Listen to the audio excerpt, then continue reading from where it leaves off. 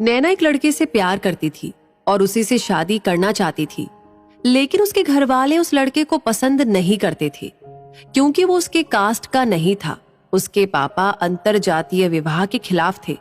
उनका मानना था कि शादी विवाह अपने ही कास्ट में करना चाहिए।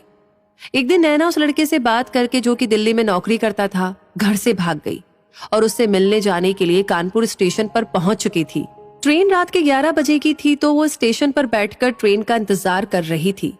नैना जिस बेंच पर बैठकर ट्रेन का इंतजार कर रही थी, उसी बेंच पर एक लड़का भी आकर बैठ गया। देखने में कोई हीरो से कम नहीं लग रहा था। वैसे तो नैना भी खूबसूरती में उससे कम नहीं थी। कुछ देर तो दोनों चुपचाप बैठे रहे। फिर कुछ देर के बाद लड़के ने नैना से कहा, कहाँ जाना है आपको? नैना बोली, आपको क्या मतलब, मैं कहीं भी जाऊं? और मिस्टर सुनो, ज्यादा चिपकने की कोशिश मत करना, थोड़ी दूर रहकर बैठिए। इधर उधर सारी बेंच खाली है, फिर भी आकर मेरी बेंच पर बैठना जरूरी है क्या? मैं सब समझती हूँ, और हाँ, कान खोलकर सुन लो, मैं ऐसी वैसी लड़की नहीं हूँ, शतरानी हूँ मैं। जल्दबाजी में नैना पानी खरीदना भूल गई थी और प्यास भी जोरों से लगी थी। ना चाहते हुए भी उस लड़के से पूछ बैठी, आपके पास थोड़ा पानी होगा क्या? लड़के ने, जिसका नाम निखिल था, पानी की बोतल नैना को पकड़ा दी। फिर नैना ने निखिल से पूछा, आपको कहाँ जाना है? मैं तो दिल्ली जा रही हूँ। निखिल बोला, मैं भी दिल्ली तक ही जाऊंगा। नैना ने पूछा, क्या करते हैं आप दिल्ली में, नौकरी करते हैं? निखिल ने बताया, नहीं, मैं दिल्ली में यूपीएससी की तैयारी करता हूँ। निखिल ने पूछा, आप क्या वहीं रहती है? नैना बोली, नहीं, मैं अपने दोस्त से मिलने जा रही हूँ। तभी स्टेशन पर उनकी ट्रेन आने की अनाउंसमेंट हुई। निखिल ने वेटिंग टिकट लिया हुआ था, इसलिए वो नैना के साथ ही नैना की सीट पर जाकर बैठ गया। कानपुर से ट्रेन अभी कुछ ही दूर आगे बढ़ी, तभी उनकी सीट के पास 5 लोग आकर बैठ गए। उनमें से 3 लोग नैना के बगल में आकर बैठ गए और 2 लोग सामने बैठ गए। उनके मुंह से शराब की गंदी बदबू आ रही थी। इसके बाद तो वो गंदे गंदे कमेंट पास करने लगे। निखिल उन लोगों के इरादों को समझ गया था, लेकिन वो उन लोगों से उलझना नहीं चाह रहा था क्योंकि उन लोगों ने शराब पी हुई थी और संख्या में भी ज्यादा थे। लड़ाई में उनसे जीत नहीं सकता था। उसने तुरंत दिमाग लगाया और नैना से कहा, डार्लिंग, तुम्हारा पेट दर्द कर रहा है ना? ऐसा करो, तुम ऊपर की बर्थ पर जाकर सो जाओ, क्योंकि दिल्ली तो अभी काफी दूर है। कब तक बैठोगी? नैना को समझ नहीं आया कि निखिल ये क्या कह रहा है, लेकिन न जाने क्यों बिना कुछ पूछे ऊपर बर्थ पर जाकर लेट गई। उन 5 व्यक्तियों को लगा कि निखिल नैना का पति है, इसलिए उन्होंने वहां से चुपचाप जाने में ही भलाई समझी। जब वो चले गए तो निखिल ने नैना से माफी मांगी और कहा कि नैना, मुझे तुम्हारी भलाई के लिए ऐसा झूठ बोलना पड़ा।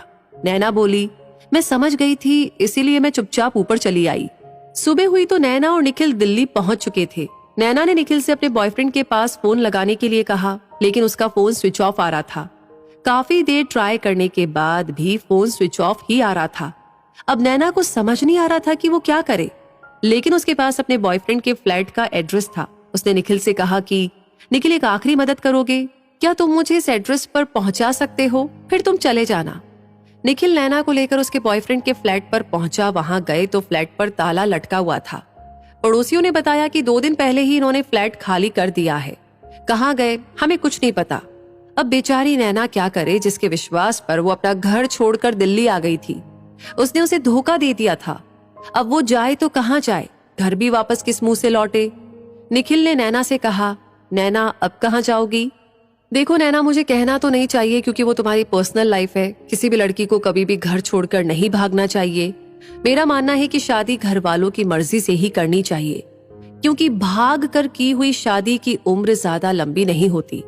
अगर मुझे पता होता कि तुम दिल्ली अपने बॉयफ्रेंड के पास घर छोड़कर आ रही हो, तो तुम्हें मैं जरूर वहीं से घर वापस जाने के लिए समझाता।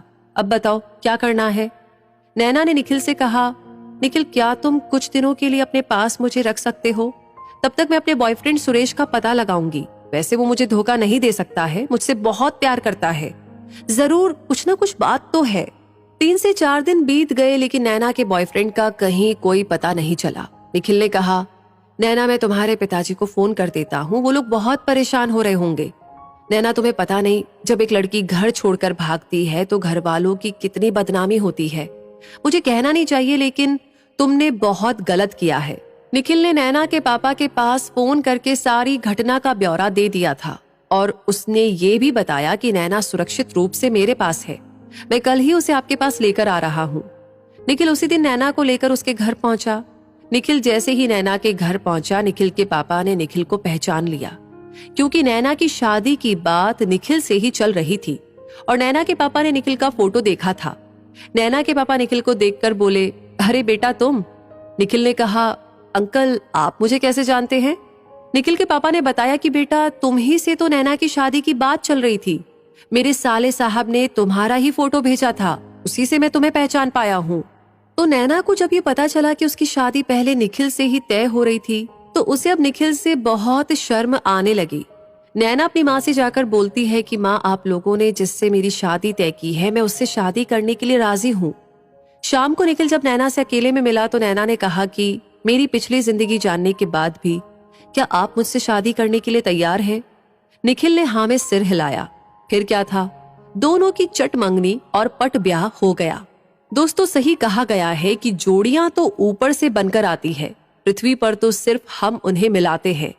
ये कहानी आपको कैसी लगी? अगर अच्छी लगी है तो इसे लाइक करके शेयर करना ना भूलें और कमेंट सेक्शन में लिख करके बताएं कि इस कहानी के बारे में आप क्या महसूस करते हैं।